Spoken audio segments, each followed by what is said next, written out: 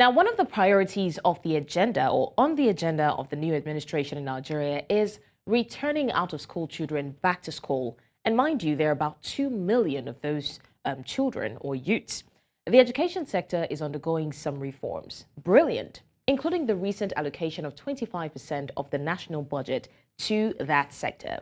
But we cannot mask the challenges that this sector faces, one of which is security. Now, recently, suspected terrorists invaded another hostel. Now, I said another because we've been seeing a recurrence of this in recent time. Invaded a hostel of a federal university in Dutsinma in Katsina State, and abducted at least 5 female students of that university. Now, this has happened several times, and we remember the incident of the Chibok girls. We remember certain times when gunmen would just invade a school and open fire on innocent children. Now, the question remains, with all of these issues of insecurity, how then can these children or youths, as the case may be, return to school? Anyways, joining us to have this conversation, first we have Adekoya Onyekachi, security expert in London. Thank you so much, Adekoya, for joining us. Adekoya, are you there? All right, while we wait for Adekoya to join us, we also have joining us Samson Ojodomo Onuche, a program manager, Hope Behind Bars Africa in Abuja. Thank you so much, Samson, for joining us. Thank you, Blessing, for having me on the program, and greetings to all viewers around the world. Thanks for joining us as well. We have Onyekachi with us now. Onyekachi, can you confirm you can hear us? Yes, I can. Good afternoon, and good afternoon to the viewers. Good afternoon. Thank you for joining us. All right, gentlemen, Adekoya and Samson, we're talking about the issue of insecurity, especially seeing how it kind of contradicts the agenda of the federal government to prioritize the health sector in recent times. Now, I'm going to start with you, Adekoya. Do you think that Nigeria as a whole, or the federal government, or these administration is paying enough attention to the security of these school students at all? Thank you for the question. It's a very difficult question to try to answer because whilst the Constitution says that security of life and property will be the primary responsibility of government, it will be careless of me to say that government is not paying attention. Perhaps your question is to find out the degree to which they are paying that attention, and whether or not that attention suffices to the task. So I will say they are paying attention, but it's an issue of capability and capacity, inherently with the way we approach security. Because if you understand the dynamics of security risk management, you must take command to where command is most necessary so that the security forces will have the initiative at the local level. So for now, we are behind the 8 ball, literally behind the curve, waiting to react, not proactively respond to the threats in our threat environment. So whether it be this administration, past administrations, successive administrations, Nigeria is postured in such a way to react to issues.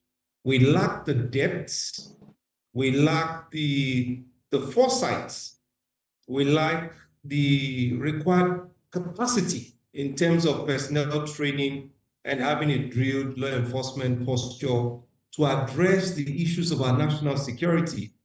More so that, you know, the threat environment is evolving, our population is expanding, the Sahel is becoming rather restive, and you have a lot of foreign interest operators. So your question is not easy to answer. If it's a question of will, you know, or a question of intent, or a question of capacity and capability, I think it will rest more on the latter, born out of a lack of depth of thinking and strategic planning when it comes to issues of national security and public safety.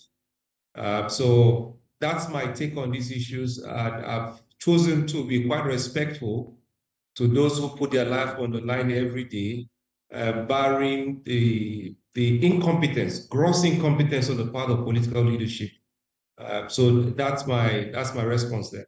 All right, thank you, Adekoya, for being as diplomatic as you can in answering that question. I appreciate that. Now, Samson, where do we say that all these attacks, especially the ones we see in the north, are politically motivated?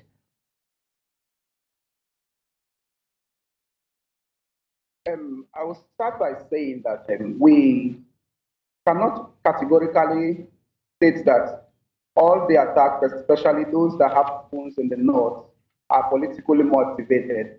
Because in Nigeria as a whole, this whole issue of kidnapping has spread all over the country, and we witness it in all regions. And we cannot specify and specifically categorize that happened in the north as being political in the recent. We can also say that to some extent there have been some that are politically motivated, but it is not safe for us to classify all those kidnapping and attacks that are happening in the north as politically motivated. In our society in Nigeria, we have witnessed a lot of issues that is coming out of the poverty and all means of survival. There are a lot of crimes that are coming up in the society, and a lot of individuals who are grouping up into organized groups to have issues and to also come up with issues, this kidnapping and all that. So we cannot group all of them as politically motivated. So that's my response. All right, thank you for that, Samson. Now, back to you, Adekoya. It's needless to say that if these challenge is not addressed, these students will not be motivated to go back to school. So doesn't that trump the entire idea of returning out of school children to school? Remember, I did mention that one of the things at the forefront of the federal government agenda, or the administration's agenda, is to return these out of school children back to school. But if we're having security issues, then what is the motivation there? Yeah, so again, a case of chicken or egg. How do you approach this? They say if you say education is expensive, try ignorance. So you look at the families, what choice do they have? They want a better future for their children. They have to find a way. And to be frank and honest, in some parts of the north, particularly in the northeast, and case in point would be Borno State, Professor Zulu, you can see a lot of effort to incentivize parents to bring back their children back to school. And some of those efforts is paying off. In the Northwest, we don't get the sense that political leadership have a full grasp of the issues. And back to what my colleague was mentioning, that whilst we cannot say clearly that these attacks are politically motivated, but they are also born out of some political machinations, because at the heart of the problems are illegal miners. And, you know, we have uranium, we have lithium also in Nigeria, we have gold. One of the finest gold ores is also found in that axis as well as in Ondo. So there are people who benefit from this seeming madness or controlled or calculated chaos. So there are beneficiaries. Some of them are also politicians. There's been a report of the district chiefs, the local chiefs also benefiting from it. So we need an all-of-society approach to address the issue of security first, while also then encouraging people to go back to school. But to say that because of insecurity, then the children will not go to school would be also giving in completely in some form of handicap to the terrorists. So it's a tough call for parents to make. And somehow, trust us, Nigerians, we find a way to make it work. We either shift our children away from high-risk zone to low-risk zone, and the ineptitude sometimes of leadership causes a low-risk zone to become a high-risk zone because of other machinations. It becomes a moving target. So, tough call to make. Yes, it's impacting on school enrollment. It's impacting on life in the Northwest. You know, so there's so much I can talk about because I also travel along those parts a lot. Sometimes we have to go on the roads into very austere parts. You'll be surprised, even with very high risk of banditry and kidnapping, people have to climb those roads every day. People have to pursue value every day. People have to go to their farms because sitting at home is no option. So it's impacting on school enrollment. All the same people still have to push through. but under very difficult conditions. So it's again the problem of leadership, the lack of it, the lack of the depth of it, and the lack of proper emphasis to local community protection.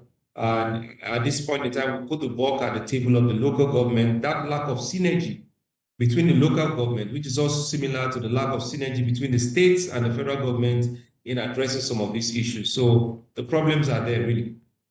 All right. Thank you so much for that, Adekoya. Now, very quickly, I wanted to take a look at what people are saying on social media about the issue of insecurity. I'm going to read it out loud, and then we're going to take some questions from it before we continue the conversation. All right, here it goes. Now, Eric says, in an era marked by evolving security challenges, ensuring the safety of students, staff, and educational environment has become a paramount concern for schools and educational institutions. Department of Family says the kidnapping of the 5 innocent indigenous students from Katsina is a tragic reminder of Nigeria terrorism. It highlights the importance of ensuring that government policies on safety and security of its citizens, especially those who are most vulnerable, rehabilitate and reintegrate terrorists. Or why rehabilitate terrorists? I beg your pardon. Now, Asham says, in light of the recent kidnapping incident in a school, it is imperative that the government acknowledges the gravity of the situation. The safety of our students should never be compromised, and it is a responsibility of the government to provide adequate security. Now, Senator Shehu Sani says the terrorist leader Dogo Gide continues to take pride in commanding the abduction of student girls in northern Nigeria. The military and intelligence might of this country must be unleashed against this evil man for the safety and security of our schools in that region. All right, I think this is going to bring me back to my question, and I'm going to come to you, Samson. I did ask if this was politically motivated, and seeing how, especially that last week, there was a name attached to these kidnappings and banditries, especially in the north. What exactly does that have to do with the students in the school? Is it to send a message, or what do you, in your opinion, what do you think it's aimed at? Now, I would like to say the issue of kidnapping and banditry and involving the school authorities in such activities. These terrorists are aware that there are some particular places that when this activity go on, it attracts the attention of the international community and the government. And one of those places is the educational environment. Now, when this activity go on in the educational environment, it actually touches on the root of everything that we believe in, because we believe that in Nigeria, we should have safe school environment for our students to go to school and actually learn. And if we want people, like more especially in the north and northeast, to come out and be educated, the school environment must be safe for them to come and be educated. Now, these terrorists and bandits will know that this is the agenda of the government, for them to bring out people for education to go to the less served area. That is why these particular places have been targeted, and they actually know that once these places are targeted, the attention of the government will always be there, and international community will always react. So it is a planned attack, and they targeted places that people will definitely react to.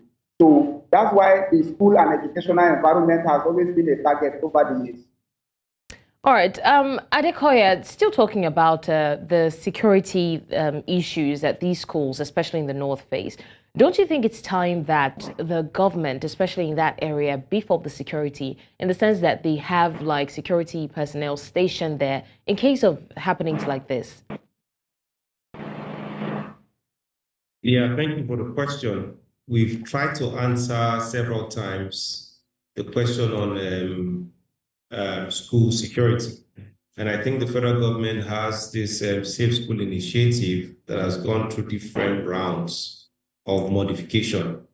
And sometimes we assume that building a fence is security. A perimeter fence is one of the elements that you need in defining a protected space. But what goes into protecting the space goes beyond the fence. You cannot have a secured space in the midst of unrest. eventually the threat within the outer environment will locate that space. So yes, we have to invest a lot in security. Security is very expensive. But how do we stabilize the environment around the school?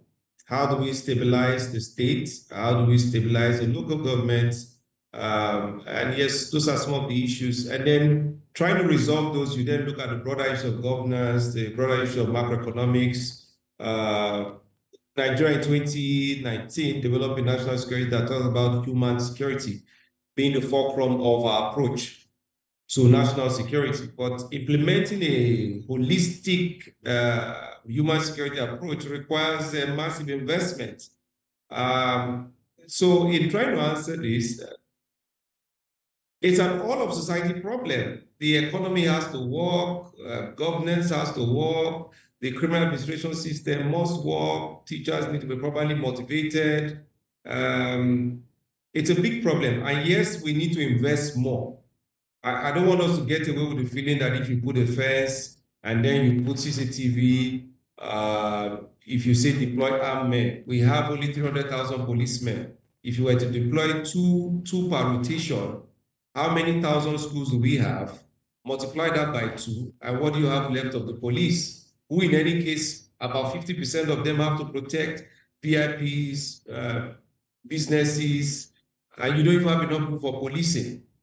So yes, we have to do more, but beyond doing more, I'm saying that rather than take a very silent approach to say, oh, today is school protection, tomorrow is church protection, next tomorrow is critical infrastructure protection, we need to completely rework and re-engineer our approach to security so that whatever it is we are doing is holistic. It supports our macroeconomic pursuits. It supports the aspirations of the people. It resolves conflict in a way that engenders communal survival living within the communities and ultimately denies would-be terrorists and armed bandits the space and place for them to operate.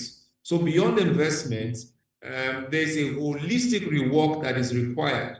Our unitaristic approach whereby somebody sits in Abuja and is controlling everything that has to do with internal security has failed, will continue to fail, and this issue you are reporting in Katsina will not be the last of it. More will occur, unfortunately, and we may be back again to talk as we are talking now without resolving some of these problems. So that's again is my 10 cents to this conversation. All right, thank you for that, Adekoya. Now, Samson, Adekoya did mention that we need to do more in terms of security, especially for the schools. But if we're comparing the secondary and elementary schools to the university that has a wider setting, more people, how exactly can the security cover these people? Because sometimes these bandits infiltrate the school, maybe pretend to be students, and you can't exactly control those who go in or go out of the schools because it's a wider setting. So how can that be achieved? Okay, I want to believe that security, in terms of in the holistic sense of maintaining security, we have to look at it like the government is a stakeholder, the school management is a stakeholder, and also the students too are stakeholder in protecting security within their environment. Now, each of these stakeholders has definite role to play in the question of security. Now, for the government, we have looked at government putting out laws and policies and also setting out machinery, such as security forces, to protect these students. And we can also look at for the school environment too, the school management. The school management has internal security. They also have a means of putting security cameras in school and other security apparatus. For the student too, the student has a role to play because as a student, when you notice an unusual environment is going on within your hostel or within your environment, as a student that is security conscious, if the school has those security mechanisms on ground, you can make an actual report and you can also observe a lot of things that are going on in your environment. So it is the work of all stakeholders to protect the school environment. we don't just leave it at the hands of government to protect the school environment. The school has a role to play. The student also has a role to play because they are all stakeholders in this particular in the school environment. So that's my position that I will look at it, that everybody has a role to play in the security. Thank you. All right, thanks for that. I would also like to ask Adekoya. Now, we've had series of these kind of security issues in the past where gunmen will invade a school and kidnap some of the students there. For example, the Chibok girls. I remember at that time there was a campaign, Bring Back Our Girls and all of that. Some of them were released, some of them did escape, but there's some of them who are still in captivity. Now, what can the government do, or what can the people do, to get those people out? Because it's like years have gone by and we still don't have those students back. Sorry, I didn't get the question. Are you asking what the people themselves, what more they can do? The people, the government, what can the country do generally? Well, that's what I've been saying since. What can we do? State police, in very simple terms. So state police, because if you say the people, our current Minister of Defense has said that the communities can go ahead and negotiate with bandits. That's fine. A former minister in this country told us that the people can go ahead and raise sticks and defend themselves. After all, how many are these bandits? The state governor in Zamfara at one time said he resigned as CSO because as governor, he doesn't have the power over the state, the police apparatus in the states, which may not be completely true, but true to some extent. There's destabilization going on in Niger, in Mali, and of course in Chad. So the problems here will not go away. So maybe we start internationally. What can the government do? We are in a diplomatic fracas with Niger, which we currently do not need. And so cooperation in the multinational joint task force may be difficult. So maybe the president needs to collaborate more with the states in the Sahel and strengthen the security network to address the issues coming from there. Two, maybe the president has to encourage again the rework of the Nigerian Police Act. Interestingly, and most people don't realize that the Buhari administration wanted to create a state police. So you need 2/3 passage from the State House of Assembly to 1/3 in the National Assembly. When the bill went for assent at the State House, most of the state governors refused to sign on to state police because they claimed it was an issue of cost. So we've removed subsidy. There's 1,900 billion savings every month. Maybe we want to revisit again because we need to now begin to hold the state governors responsible for internal security. It's actually an aberration to hold the president of the republic responsible for internal security in the states. So we need to do that. And maybe now also the state governors themselves have to foster better collaborations with the local government chairmen and add security as their KPI so that you don't have local government in absentia, because nature abhors a vacuum. And where there is no, in some parts of this country today, the people are more comfortable reaching an agreement with the bandits than with government. In some parts of the country and in the Northwest, Ansaru is protecting the people from bandits incursion. So you can see how warped the structure is. And finally, we must rework. The states can make laws, they can adjudicate laws, but they cannot enforce laws. So we have a quasi-federation. We must come back to its true tenets of federalism, so that we can hold the local government responsible, hold the state government responsible, and then hold the federal government for territorial integrity and for unity of the public. So this whole craze of running to Abuja for everything local has to change. And when we do that, we will see more bites, more collaboration. We will see more initiative because it will now be local. Rather than go to Abuja, we can march to the state capital and hold the governors responsible. So until we do that, this situation would not change. All right, thank you for that. Now, finally, Samson, I would like to ask, when we talk about security, it also covers health. For example, something happened in Kenya where there was an outbreak of a very mysterious illness where the ladies were, it was a girls' school. The ladies were complaining of paralysis, limb pain, and all of that. In that situation, the school closed, but still advised some of the students to keep coming to school because of the exam period, which is not a bad thing. But when you look at the health and the security of these students at stake, is it advisable if there's an outbreak like that, or let's say there's been a school shooting or something, is it advisable for the students to resume school almost immediately without investigating what happened initially? Samson, are you there? Okay, I would not totally advise that in such situation that schools be totally closed down. Yes, can you hear me, Blessing? Yes, I can. Go ahead. Okay, I will not totally say that the school should be closed down in terms of maybe security challenge or an event that has to do with public health.